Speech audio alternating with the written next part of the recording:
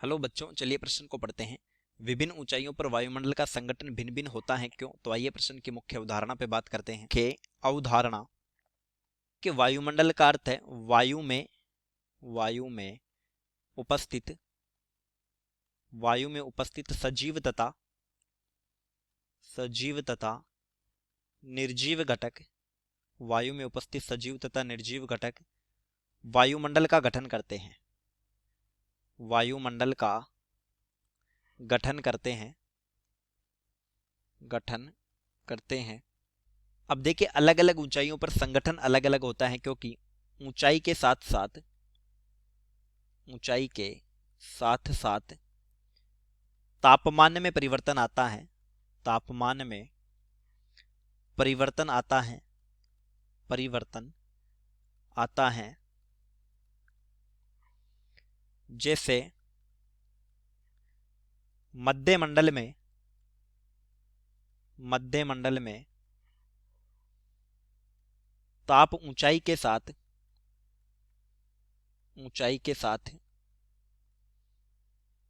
घटता है। क्षोभ मंडल में ताप ऊंचाई के साथ बढ़ता है। इसी कारण अलग अलग क्षेत्रों में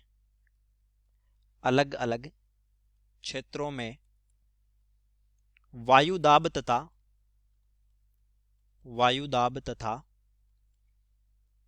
घनत्व में परिवर्तन आता है।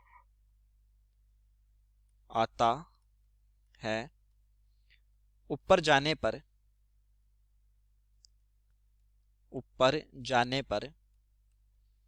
वायु दाब घटता है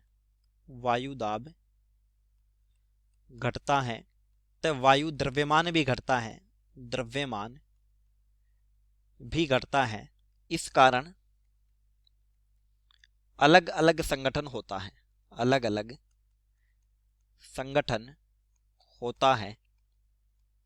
जैसे अगर हम संगठन को समझे तो जो वायुमंडलीय स्तर होते हैं, जैसे क्षोभ मंडल, तो मैक्सिमम जो गैसेज होती है, मैक्सिमम गैस वो इस क्षेत्र में रहती है।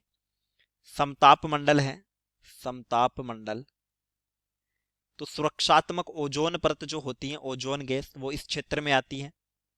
ताप मंडल यहां पर अलग अलग आवेशित कण विद्यमान होते हैं।